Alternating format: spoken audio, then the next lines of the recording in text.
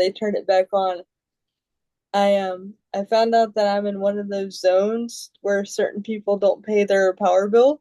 So instead of just like choosing select people, they cut it off for everybody. Let's see.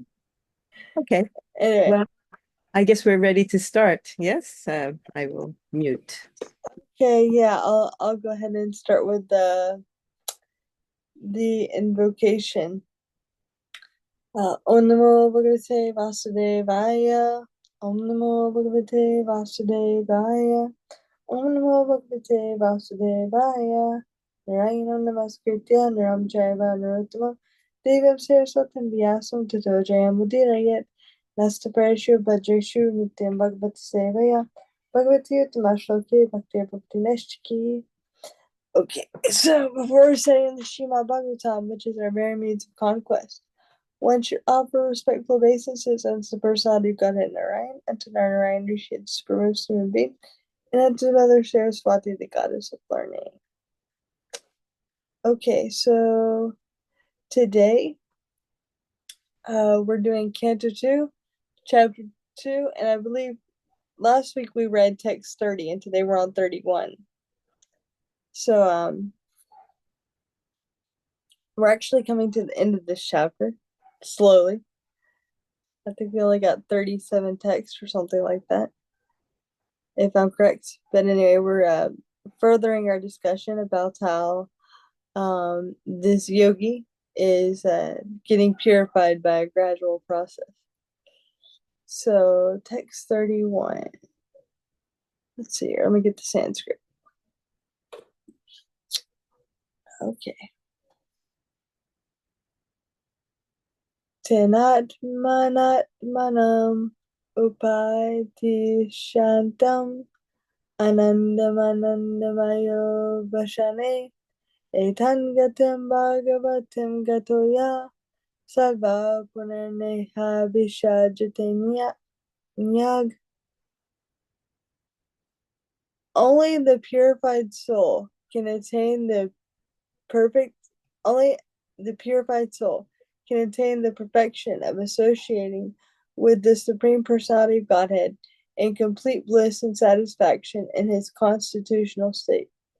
Whoever is able to renovate such devotional perfection is never again attracted by this material world and never returns. Purport by Srila Prabhupada. We should specifically note in this verse the description of Gatam Bhagavatam to become merged in the rays of the Parabrahman, the Supreme Personality of Godhead, as desired by the Brahmavadi and Personalists, is not Bhagavatam perfection. The Bhagavatas never accept merging in the impersonal rays of the Lord, but always aspire after personal association with the Supreme Lord and one of the Vaikuntha spiritual planets in the spiritual sky. The whole spiritual sky, of which the total number of material skies is only an insignificant part, is full of unlimited numbers of Vaikuntha planets. The destination of the devotee, the Bhagavata, is to enter into one of the Vaikuntha planets, in each of which the personality of Godhead, in his unlimited personal expansions, enjoys himself in the association of unlimited numbers of pure devotee associates. The conditioned souls in the material world, after gaining emancipation by devotional service, are promoted to these planets. But the number of ever liberated souls is far, far greater than the number of conditioned souls in the material world, and the ever liberated souls in the Vaikuntha planets never care to visit this miserable material world. The impersonalist who aspire to merge into the impersonal Brahmajyoti effulgence of the Supreme Lord, but have no conception of loving devotional service to him in his personal form and the spiritual manifestation, may be compared to certain species of fish, who, being born in the rivers and rivulets, migrate to the great ocean. They cannot stay in the ocean indefinitely, for their urge for sense gratification brings them back to the rivers and streams to spawn. Similarly, When the materialist becomes frustrated in his attempts to enjoy himself in the limited material world, he may seek impersonal liberation by merging either with the casual ocean or the impersonal Brahmajyoti effulgence. However, as neither the casual ocean nor the impersonal Brahmajyoti effulgence awards any superior substitute for association and engagement of the senses, the impersonalist will fall again into the limited material world to become entangled once more in the will of births and deaths, drawn on by the inextinguishable desire for sensual engagement. But any devotee who enters the kingdom of God by transcendental engagement of his senses in devotional service, and who associates with the liberated souls and the personality of Godhead there, will never be attracted to the limited surroundings of the material world. Okay, so let me read the verse one more time. Only the purified soul can attain the perfection of associating with the Supreme Personality of Godhead in complete bliss and satisfaction in his constitutional state. Whoever is able to renovate such devotional perfection is never again attracted by this material world, and he never returns. All right, so Srila Prabhupada here in this purport, as I was reading through it before class,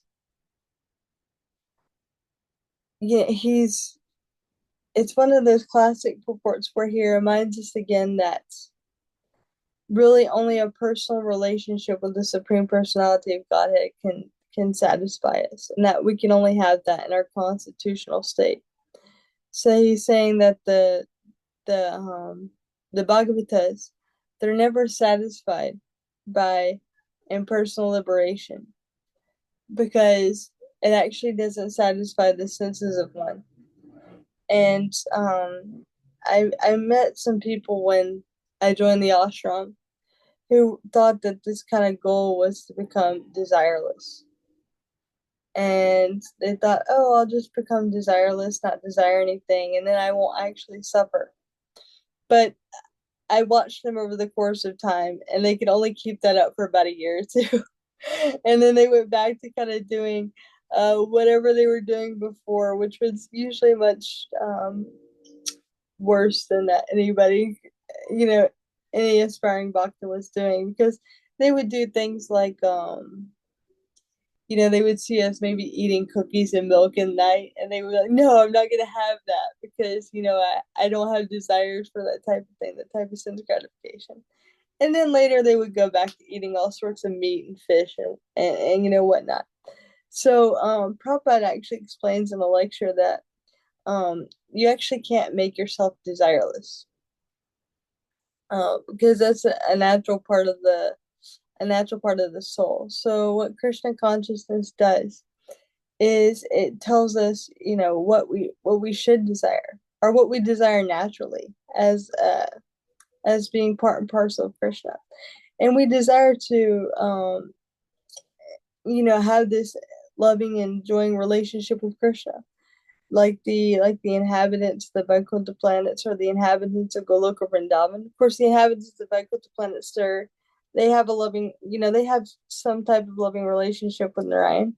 And the inhabitants of Goloka Vrindavan, they're playing with Krishna, they're enjoying with Krishna, they're, stealing Krishna's lunchbox and things like that.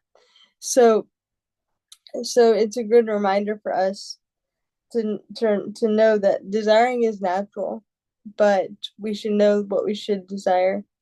And Bhagavatam shows us what we actually desire. And that's that loving relationship with Krishna where there's this eternal bliss, and there's no desire for anything else, no alternative motive. Oftentimes I see, if I really pay attention,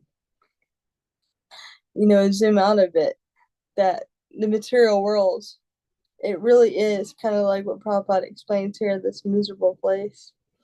And relationships are often based on kind of just some sort of satisfaction of what I can do for you or what you can do for me, or I love you because you're part of my body, or you do something for me. But these relationships are conditional. And so these pure souls, these actual Bhagavatas, they don't have desires for these things. They want to go back to the spiritual world. They want to be with Krishna. And they want to enjoy in this way in devotional service and loving relationship with Krishna. Because the desire for enjoyment is a natural part of our soul. We're Anandamaya Vishad. So pleasure seeking entity. So like it's describing with the fish here. Maybe they go to the ocean, but then once again they're going to come back to the rivers. So if one seeks after some sort of type of personal liberation or avoid liberation, you're only going to be able to keep that up for so long because you're not going to be able to stop yourself from desiring something. And the moment you do, the moment you desire some other type of enjoyment, you're going to fall down back into the material, back into the earth planet or wherever to try to fulfill that desire. So therefore, this is why Prabhupada is explaining here that by no other process can one actually truly be satisfied in Krishna consciousness. I just realized I didn't finish this purport, did I? Oh my gosh. I'm sorry. It's the I thought app. that you stopped intentionally in the middle because it's a very long one. Yeah, But there are some it is a points very long, at the end of the purport that maybe we'd like to hear. Yeah. but yeah. But yeah, I guess it was a good stopping point because the purport is naturally very long. But I'm sorry, it's the app I'm using. Sometimes I don't realize. I think I'm at the end of the purport when I'm actually not. I Goes on apologize to for that. like the next page or And whatever. so yeah, so up until this point, Prabhupada is kind of reminding us that the senses aren't going to be satisfied by anything else other than devotional service. So he uses the point like also with the liberated souls and the conditioned souls. I really like this analogy that like a prison. A prison, it only has a certain portion of the population, but the other part of the population is out in the free world. So in the same way, it's a good reminder to us to know that actually three-fourths of the living entities are in the spiritual world, and we're that one quarter that's down here in the material world trying to enjoy in a different way. And you see in a prison, people try to enjoy in so many like disgusting ways, and some of them think, oh, they're actually enjoying. I mean, the food they eat is really inferior to anything that we would eat outside. Um, I saw a prisoner once make ramen in a garbage bag and call it like a delicacy. And so it's an example. And so the way they enjoy in the spiritual world is so much greater than how we do in the material world, which is why, like most of us, we have no desire to go to prison. In the same way, they have no desire to come down to the material world. So that's my realization so far on this one half of the purport. And once again, I'm so sorry that I didn't realize that I was not coming to the end of it. That's okay.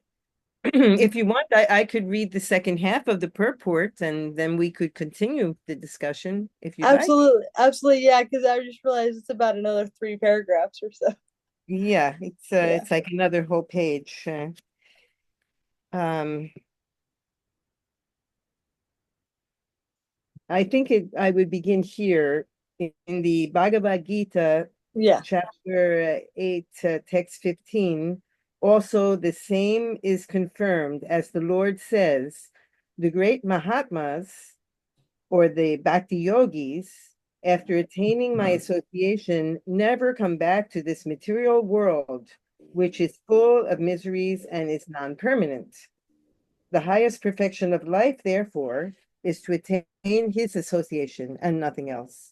The Bhakti yogi, being completely engaged in the Lord's service, has no attraction for any other process of liberation like jnana or yoga.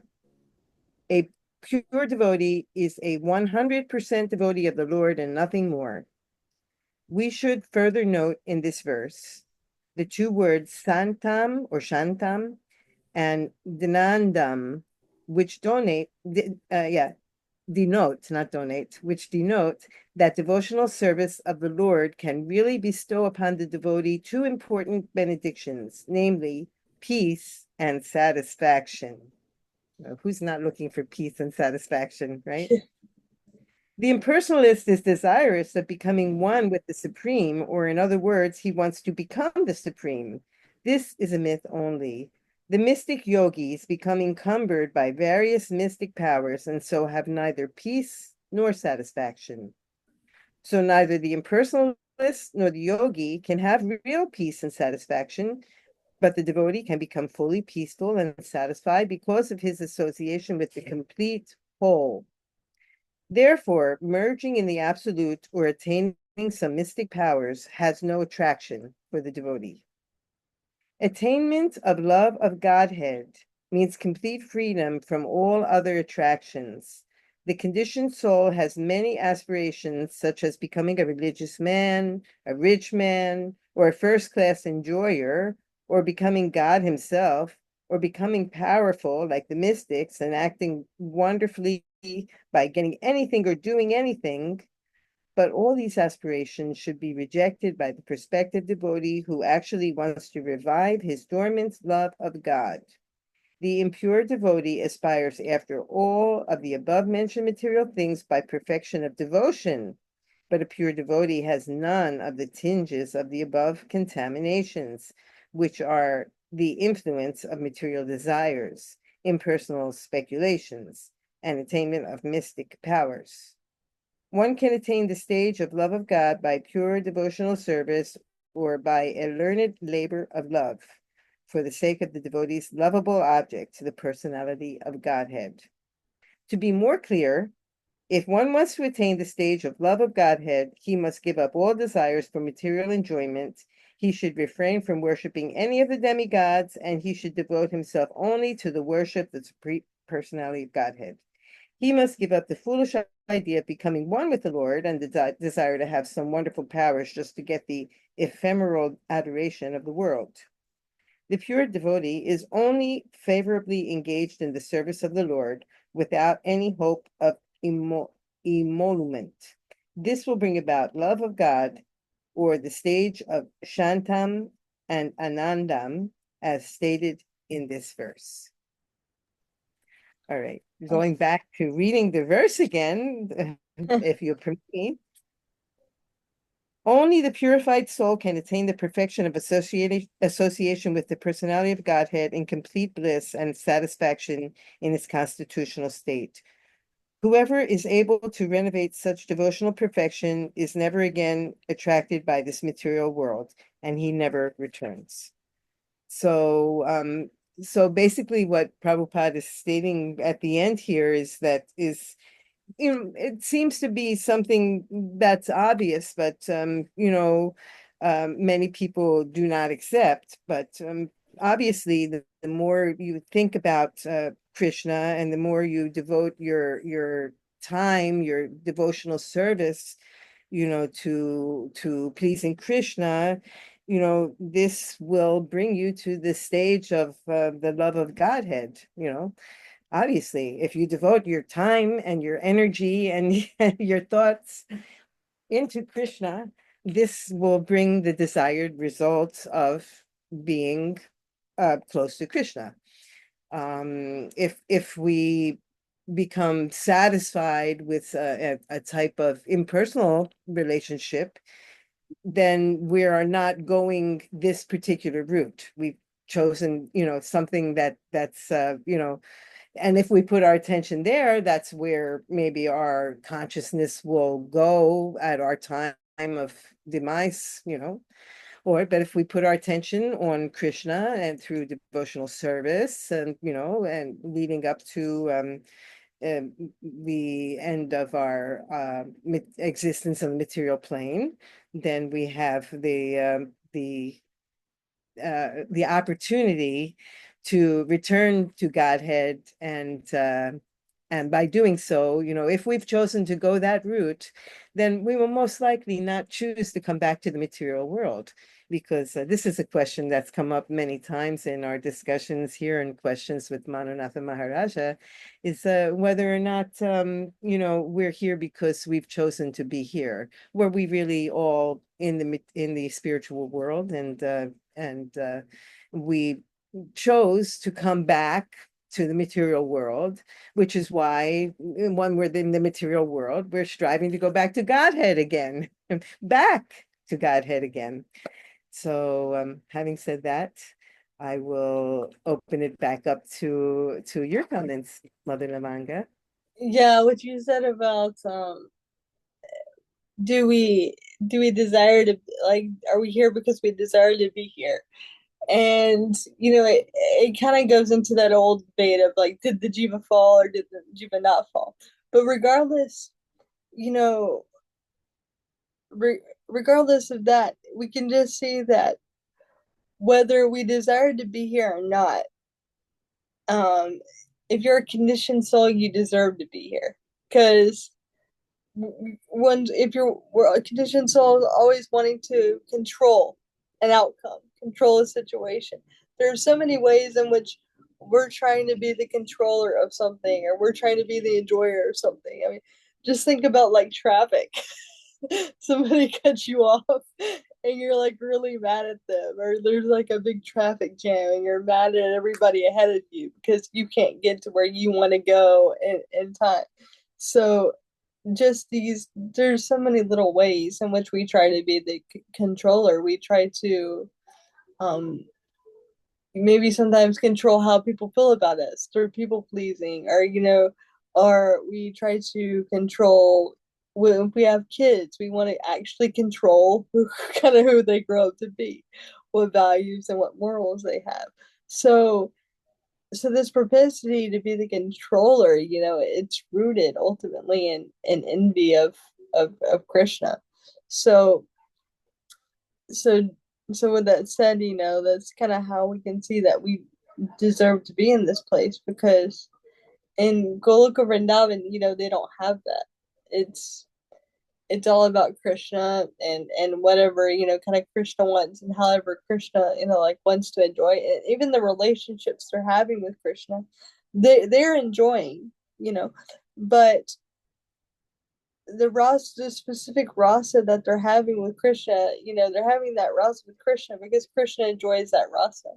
And by Krishna enjoying that rasa, they're also enjoying that rasa. So, and then also one thought that I had, where Prabhupada says at the end of this purport, if one wants to attain the stage or love of Godhead, he must give up all desire for material enjoyment. He should refrain from worshiping any of the demigods, and he should devote himself only to the worship of the Supreme Personality of Godhead.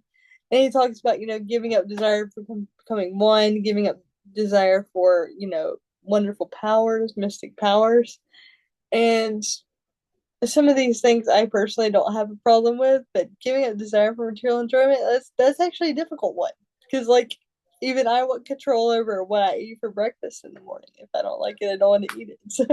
So to give that up is more difficult than it sounds.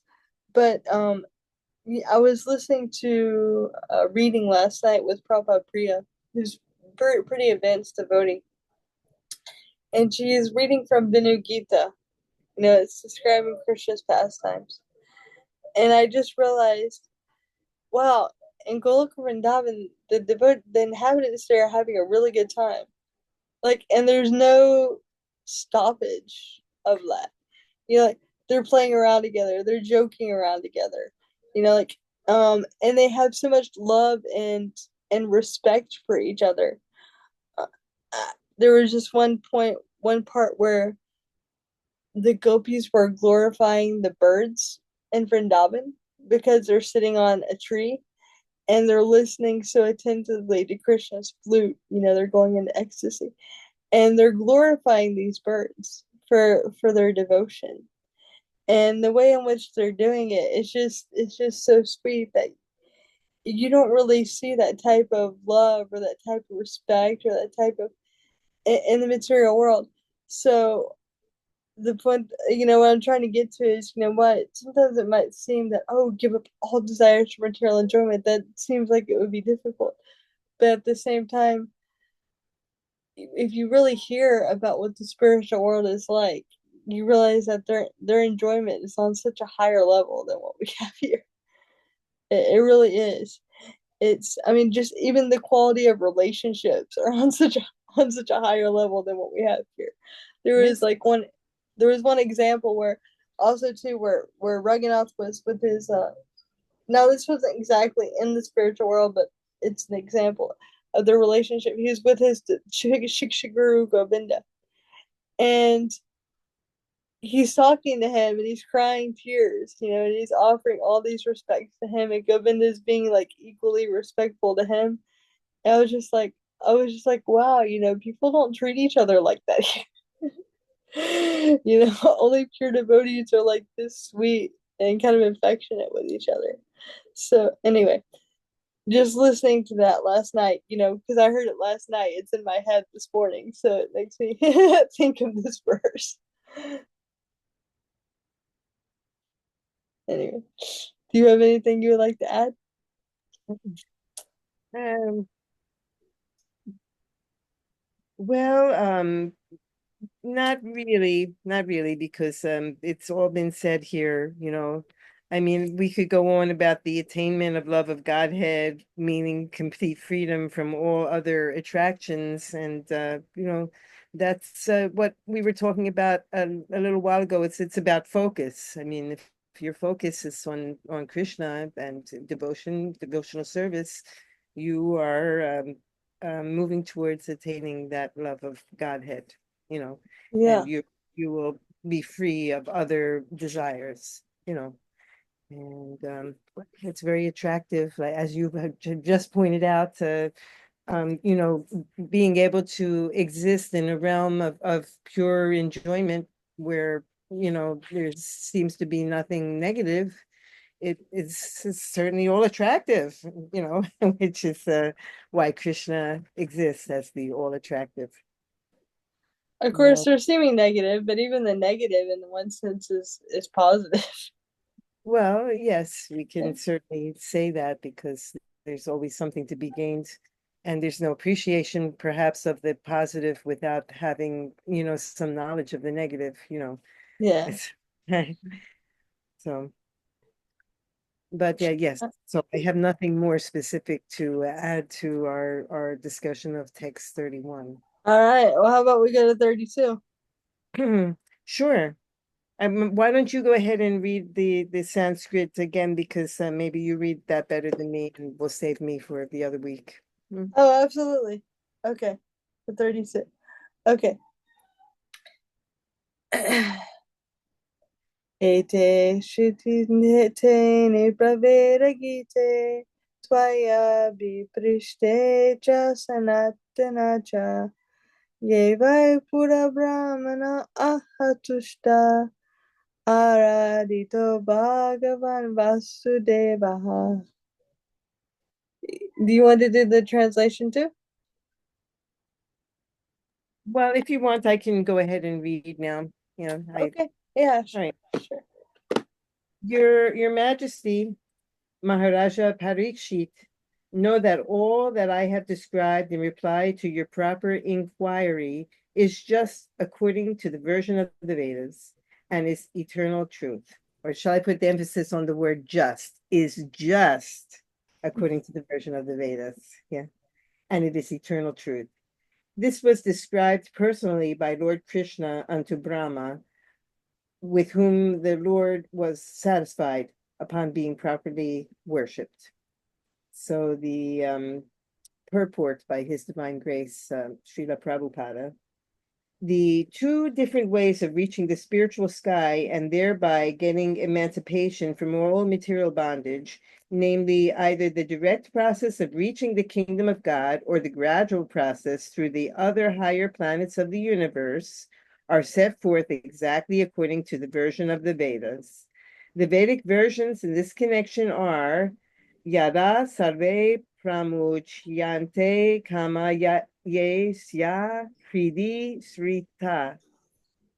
Ata martyo mrito bhavati yatra brahma samasnute. From the Brihad Aranyaka Upanishad 447. And te risir abhisambhavanti from the Brihad Aranyaka Upanishad 6-15. Those who are free from all material desires, which are diseases of the heart, are able to conquer death and enter the kingdom of God through the archiplanets. These Vedic versions corroborate the version of the Srimad Bhagavatam, and the latter is further confirmed by Shukadeva Goswami, who affirms that the truth was disclosed by the Supreme Personality of Godhead, Lord Sri Krishna, Vasudeva, to Brahma, the first authority on the Vedas. The disciplic succession holds that the Vedas were uttered by Lord Krishna to Brahma, by Brahma to Narada, by Narada to Vyasadeva, and then by Vyasadeva to Shukadeva Goswami, and so on. So there is no difference between the versions of all the authorities. The truth is eternal, and as such, there cannot be any new opinion about the truth. That is the way of knowing of the knowledge contained in the Vedas. It is not a thing to be understood by one's erudite scholarship or by the fashionable interpretations of mundane scholars. There is nothing to be added and nothing to be subtracted, because the truth is the truth. One has to accept, after all, some authority. The modern scientists are also authorities for the common man for some scientific truths. The common man follows the version of the scientists. This means that the common man follows the authority.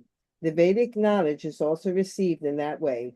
The common man cannot argue about what is beyond the sky or beyond the universe. He must accept the versions of the Vedas as they are understood by the authorized disciplic succession. In the Bhagavad Gita, also the same process of understanding the Gita is stated in the 4th chapter. If one does not follow the authoritative version of the Acharyas, he will vainly search after the truth mentioned in the Vedas. If you want, Mother Lavanga, you could reread the translation and begin the discussion, and I'll Okay. add something after. Yeah, absolutely. Your Majesty, Maharaj Parikshit, know that all I have described in reply to your proper inquiry is just according to the version of the Vedas, and it is eternal truth. That was described personally by Lord Krishna unto Brahma, with whom the Lord was satisfied upon being properly worshipped. So when I first read this verse, the first thing I thought about was disciplic succession. So I was wondering if Prabhupada was going to bring that up in the purport. And what I like about this is, Shukadeva Goswami is telling Maharaj Parikshit, whatever I've told you, like, he's not making it up, that it's according to the Vedas. This was also described by Krishna to Brahma and so forth. So, one of the things that it's reminding me of one of the things that I found most attractive about Krishna consciousness when I joined was that the knowledge comes in a line of teachers. And there's nothing to be added or to be like subtracted from that truth. Nowadays, it's very popular for people to use this phrase, well, that's your truth, for just about anything. They come up with their own philosophy and they'll say, okay, well, that's your truth. But one guru pointed out, when Sannyasi pointed out in a class, truth is singular. You can't have your truth, my truth, his truth about, it has to be, the truth has to be the truth. And so therefore, this knowledge in the Vedas, it's actually coming in this authoritative line. And so we are protected in a certain way from people just coming up with whatever they want. And I appreciated this because I grew up in a religious system where people kind of just read the Bible and said, God said to me A B C D E F G or whatever, And I was always like, well, how do we know God is speaking to this person, and how do we know what this person is saying is correct? They would give their own interpretation or their own purports of a particular verse. And what I really loved about Krishna consciousness as well, we do have realizations, and we do speak on this knowledge. What we're speaking is in line with what the previous acharyas have spoke and what the sadhus have spoken, what Guru has spoken. It's not that we're coming up with a new thing from one day to the next, but what we say has to have a certain authority behind it, which is why often, in classes, when we hear people speak on a verse, we'll hear them quote other verses from Bhagavad Gita or Bhagavatam to back up what they're saying.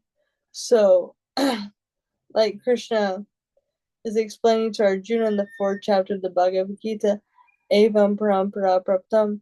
He's saying that this knowledge was first spoken to the uh to the saintly kings, and they understood it, but in course of time the line was broken. So therefore he explains that he has to reappear. But then he tells Arjuna the proper way to receiving this knowledge is Tadvini Pranipraptana, by approaching a bona fide spiritual master in a line of disciplic succession and inquiring from them. So that's, I think, the thing that I find, that's really most beautiful is that the knowledge is coming in a line, but yet if the line is broken, then Krishna reestablishes it. Like he says, he comes to deliver the pious and annihilate the miscreants and reestablish the principles of religion. So whatever was spoken here by Shukadeva Goswami to Maharaj Parikshit, it was true 5,000 years ago. It was true 1 million years ago, and it's true now, and it'll be true 100 years, 500 years in the future. And so this is really how we protect ourselves in spiritual life from just anybody coming and saying anything or adding anything, because there's a lot of as I have found out, there's a lot of people out there that will come up with their own interpretations of stuff just for followers, or they'll come up with their own philosophy just for followers.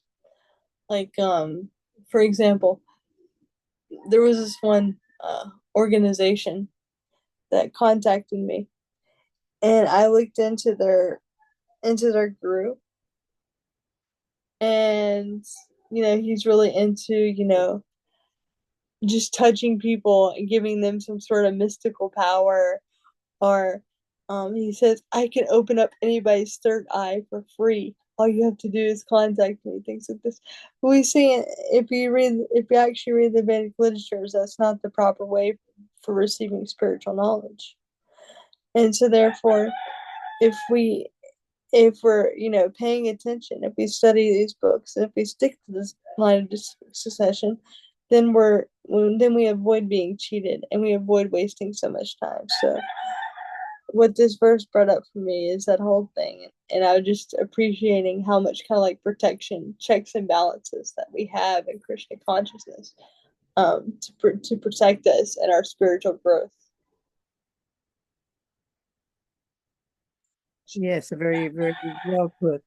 And as you pointed out, we're getting close to the end of the chapter. So the feeling here now is that we're starting to sum up what's been going on in the chapter with this verse. Like here, I've told it all to you. Here I am telling you.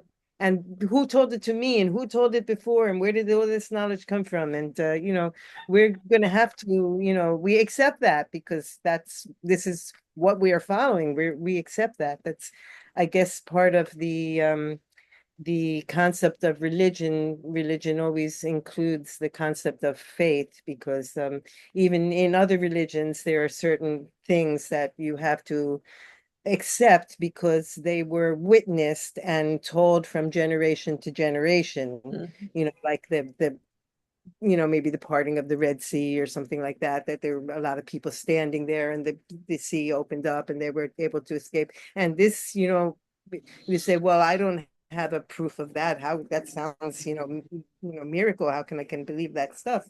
But God can do anything. And if there were witnesses, and if you can trust in the authenticity of the witnesses, Right. like if we're talking about God Himself speaking here, if we can trust the word of God and we say, okay, I'm I'm a Vaishnava. I follow Krishna consciousness. I trust the word of Krishna, who told it to Brahma, and etc. Down the line until here I am, Shukadeva, telling you, and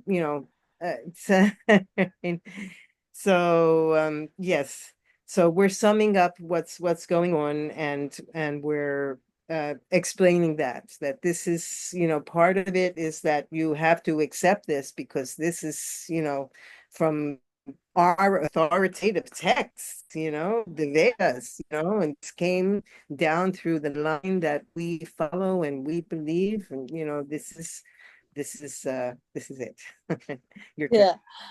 And then also, another thought that I had too, as we were kind of opening up this topic, is that yeah, we're following the knowledge that comes in this line, and we do have this protection and things like that. But also, it's not that we're just following just to follow, but we can see in Krishna consciousness that by following, you're getting a result. Like it says here, in the first canto, that by serving devotees who are free from all vice, one attains natural affinity for hearing the messages of Vasudeva.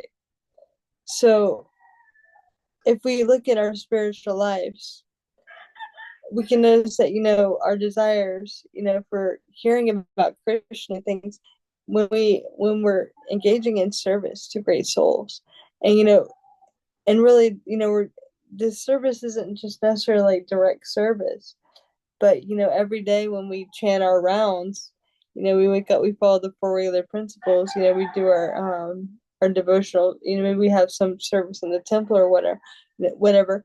That service to Guru, that service to Srila Prabhupada. And of course, direct service is nice too, like maybe like you had the service of translating your Guru Raj's books or editing them. So by doing these things, you develop the desire by engaging in this type of devotional service.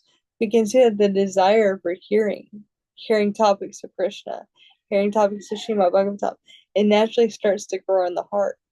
And if it that wasn't the case, then we wouldn't be doing this. And so we're following, but we're also seeing that as we follow in Christian consciousness, we're getting the results that the acharyas say that we're going to get. Maybe we're not at the point where we're, seeing Krishna face to face, but we're getting other things, other things that are preparing us for that in our practice of devotional service. Like we're practicing properly. There's less of a desire for wanting things necessarily our way or wanting a certain desire. We want things to go Krishna's way. We want to please Guru and things like that. So it's like Prabhupada explains, when the sun is rising, sometimes the sun is not completely up. But you don't need to see that the sun is completely up to know the sun is rising, because you can look at the horizon and you can see the sun is rising.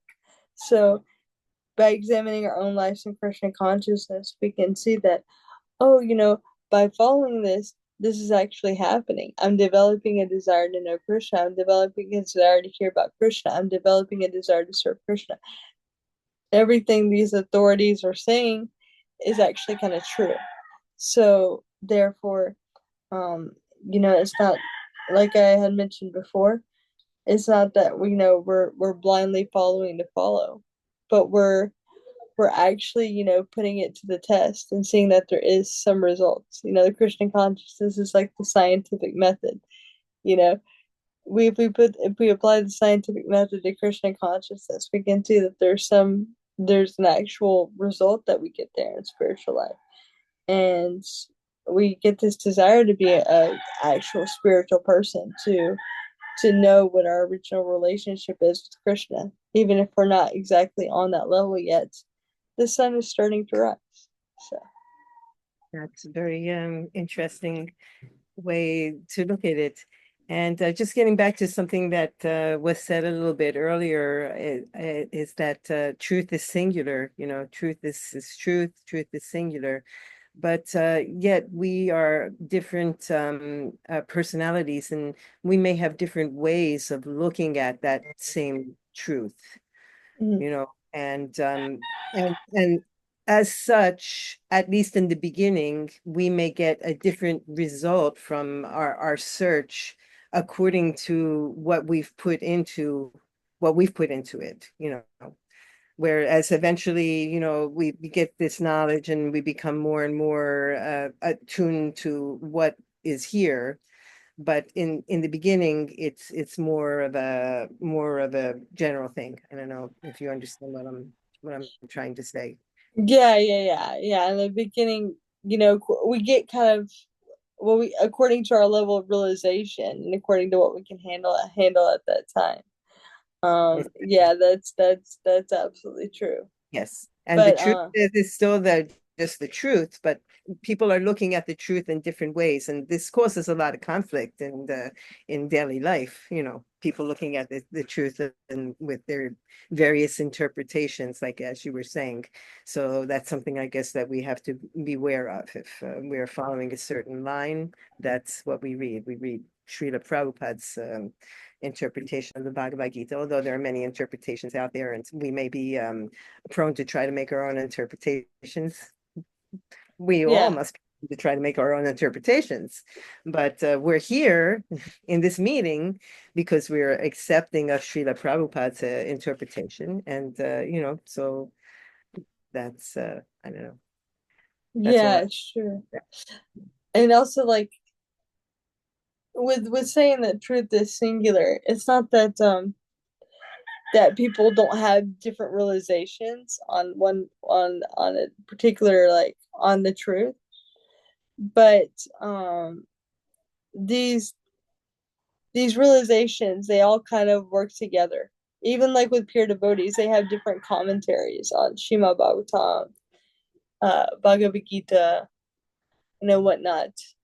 But they're all in the line of bhakti. So, and they're all in that goal of attaining this personal relationship with the Supreme Personality of Godhead. So they're all true. It's just that truth is very vast, and can be seen through different angles of vision. And one of the things that Prabhupada wanted us to do was to get together and discuss these books through different angles of vision. Yeah. So everybody's going to have a different realization at a particular time, which is why you can take one verse and you can tell all five devotees, okay, you give class on this Monday, you give class on Tuesday, Wednesday, and they'll all have something different to say. These all have a different realization. However, though, the realizations don't contradict the ultimate goal. And so I think that's kind of the difference between, you know, having different realizations on the absolute truth and then just kind of making up something off the top of your head. Does what I'm saying make sense? Okay. All right. Yes. So, all right. Let me see how long our next verse is. Actually, wait. We only have. Oh no, no. No, Sorry. you were right. There's 37, right? Or 36. 37. Yeah. Yeah. Okay. I think 33 is not quite as long. I could probably go ahead and read it and speak on it a little bit, and we could conclude. Okay. You know, we have maybe 8 or 10 minutes or something. So go Yeah. ahead. Yeah. Okay. Let's see. Let me get to the Sanskrit. Okay. Nahi yato na Shiva Nahi yato na Shiva Panta Vishata Samshrita. Sorry, wait. It's Bhagavad Gita here. Okay. Nahi yato na Shiva Panta Vishata Samshrita Viha Vasudeve Bhagavati Bhakti Yogo Yato Bhavet. For those who are wondering, in the material universe, there is no more auspicious means of deliverance than what is aimed at direct devotional service of Lord Krishna. Purport by Srila Prabhupada. As will be clarified in the next verse, devotional service or direct bhakti yoga is the only absolute and auspicious means of deliverance from the grip of material existence. There are many indirect methods for deliverance from the clutches of material existence, but none of them is as easy and auspicious as bhakti yoga. The means of gyan and yoga and other allied disciplines are not independent in delivering a performer. Such activities may help one reach the stage of bhakti yoga after many, many years. In the Bhagavad Gita 12.5, it is said that those who are attached to the impersonal feature of the Absolute are liable to many troubles in the pursuit of their goal, and the empiricist philosophers, searching after the Absolute Truth, realize the importance of Vasudeva realization as all in all after many, many births. Bhagavad Gita 7.19. As far as yoga systems are concerned, it is also said in Bhagavad Gita 6.47 that amongst the mystics who pursue the absolute truth, the one who is always engaged in the service of the Lord is the greatest of all. And the last instruction in the Bhagavad Gita advises fully surrendering unto the Lord, leaving aside all other engagements or different processes for self-realization and liberation from material bondage. And the purport of all Vedic literatures is to induce one to accept the transcendental loving service of the Lord by all means. As already explained in the text of Srimad Bhagavatam, either direct bhakti yoga or the means which ultimately accumulate in bhakti yoga without any tinge or fruitive activity constitute the highest form of religion. Everything else is simply a waste of time for the performer. Sridhar Swami and all other acharyas like Jiva Goswami agree that bhakti yoga is not only easy, simple, natural, and free from trouble, but it is the only source of happiness for the human being. What an amazing way to end the purport. But anyway, so as we're kind of coming to the end here, I'm reminded of a class that I saw in this chapter. It was kind of an overview. And it was explaining that how most of this chapter deals with the yogi gradually elevating himself. And of course, we read that Prabhupada mentioned that this process of gradual elevation is not possible in this age. But Shrugita Goswami ends this chapter ultimately by glorifying, a direct devotional service and to the Supreme Personality of Godhead. So, where was the purport? Hold on 1 second. There's something in the purport that I wanted to bring up.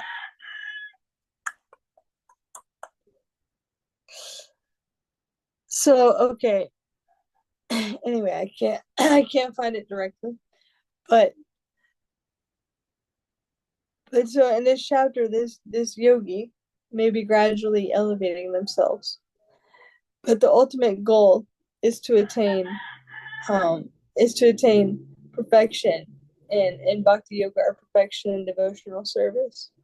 So as I was reading this, I was thinking that just as this yogi might be going through this difficult process of trying to elevate himself, in the same way, we are also trying to elevate ourselves through the process of hearing, through the process of chanting, through the process of engaging devotional service. That's our yoga for this age.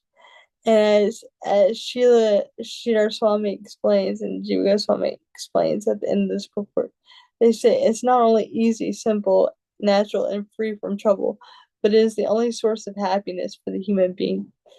And it's true that it is very simple process. People always told me you can chant anywhere and in any situation, and there's no impediment to Krishna consciousness. And it really is true that there's no impediment to this bhakti yoga, but we make our own impediments. Like this yoga that this yogi is performing. You really need a whole Vedic society established to be able to perform this perfectly. You have to have all the right conditions.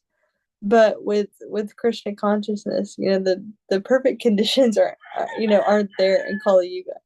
So therefore, we have a very easy and simple method of gradually, elevating ourselves, and a very sweet method. I mean, we're making spiritual advancement right now just by hearing Srimad Bhagavatam, and this is only one hour.